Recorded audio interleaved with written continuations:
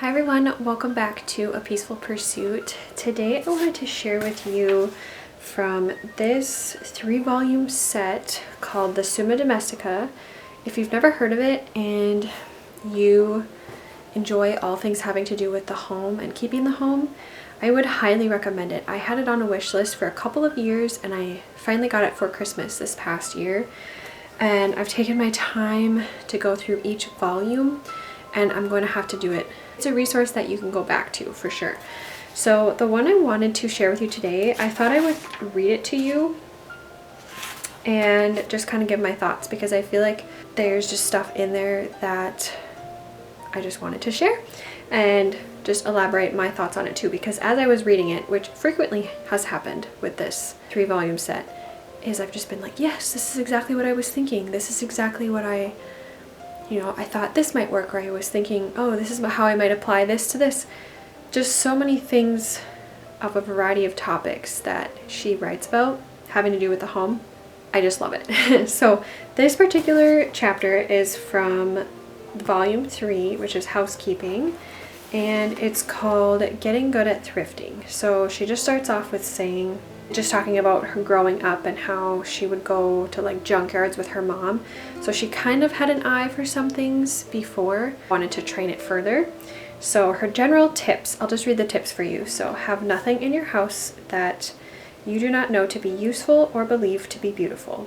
Advises the British arts and crafts movement designer and poet William Morris. In other words, make standards for yourself. Start to learn what your own likes and needs are. Arrange things accordingly as far as you are able. So this first one, I had that thought like months ago. As I first was getting into thrifting, I realized that I liked a certain look.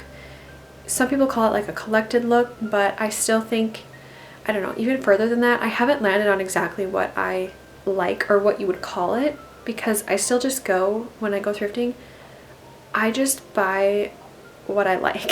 So I don't think there's necessarily like a specific style of like English cottage or French country or farmhouse or anything like that.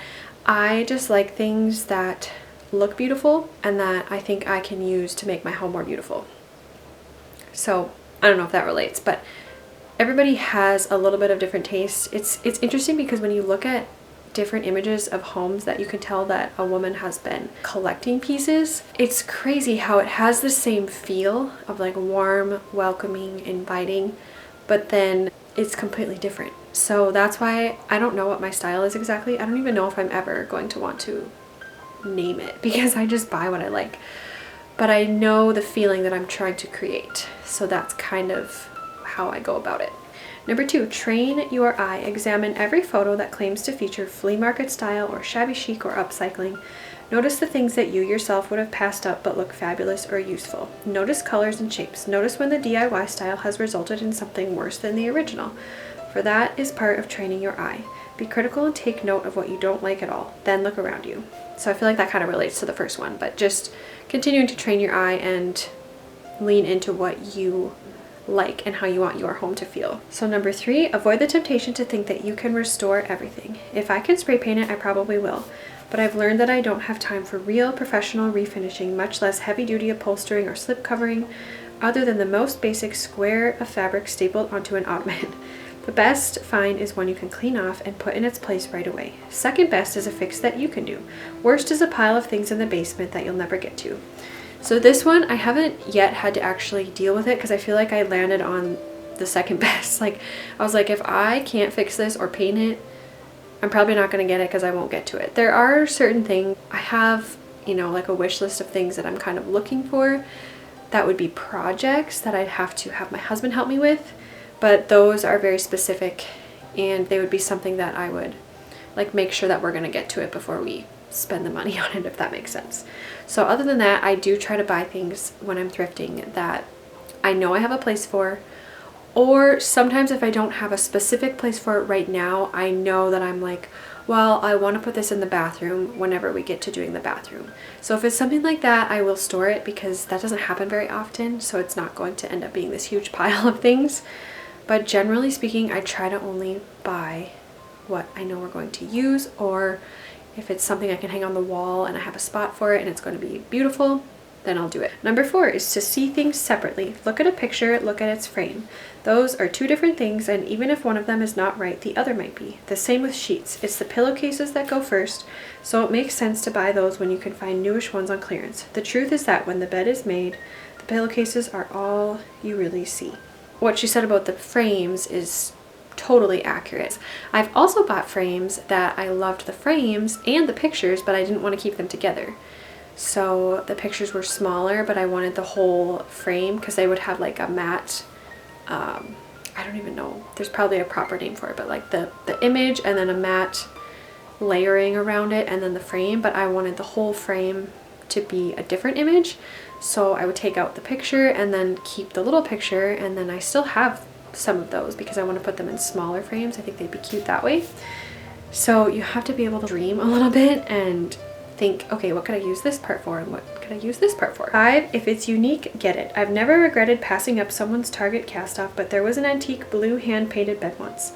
sigh. Is incentive to create a discretionary fund, even if it means having 2 soup nights a week. If you squirrel away $20 a month into this fund, you will soon be able to dip into this account when the opportunity presents itself. Realize that doing so is the opposite of spontaneous or unplanned spending.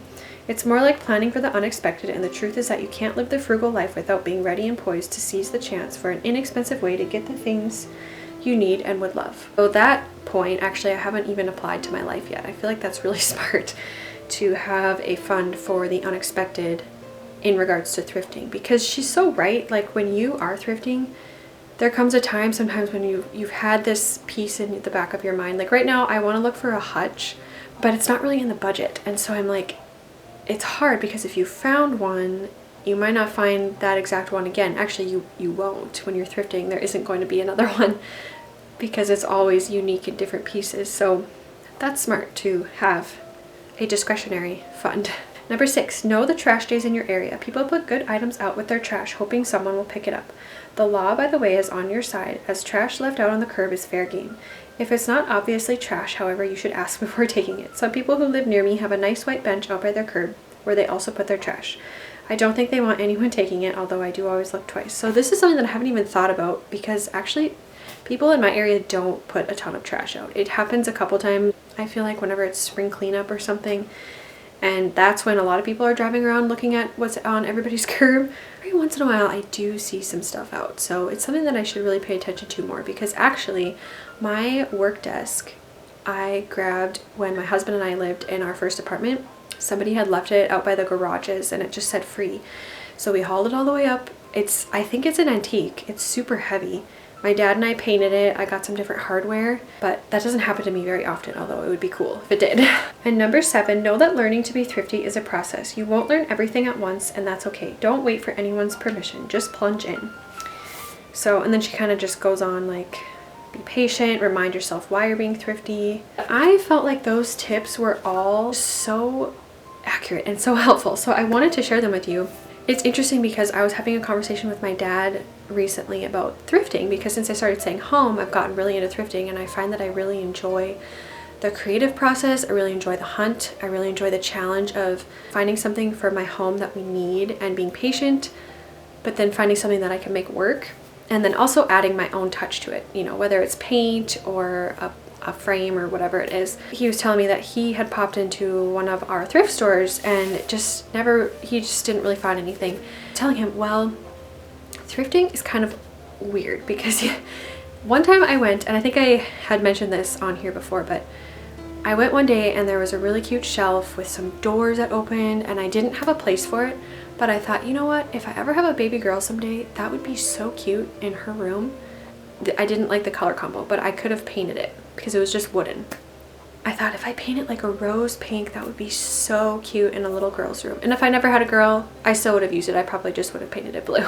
I didn't get it because I was like, oh, I don't, it was one of those things where I was like, I don't have a spot for it. I could have a spot for it, but I just decided not to. And I couldn't stop thinking about it. So I went back the next day thinking, oh, it'll for sure still be there. Nope, it was gone. And so I was telling him, like, you can literally go one day and you can go back the next day and it will be completely different. Or you can go a few times in 1 week and nothing really changes. I think it just depends on what people are buying and then what they're able to replenish as they're getting donations. So it's honestly just, that's half the fun of it, and also half the frustration because you do have to look. But it's so much fun. So I wanted to share that with you. If you want to check these out, I will have the books linked down below. I highly recommend them. I've just been gobbling them up slowly because it's a lot of information, but I have very much enjoyed them. So I will have them linked for you down below. And if you are new here, make sure you hit that subscribe button, and I will see you in my next video.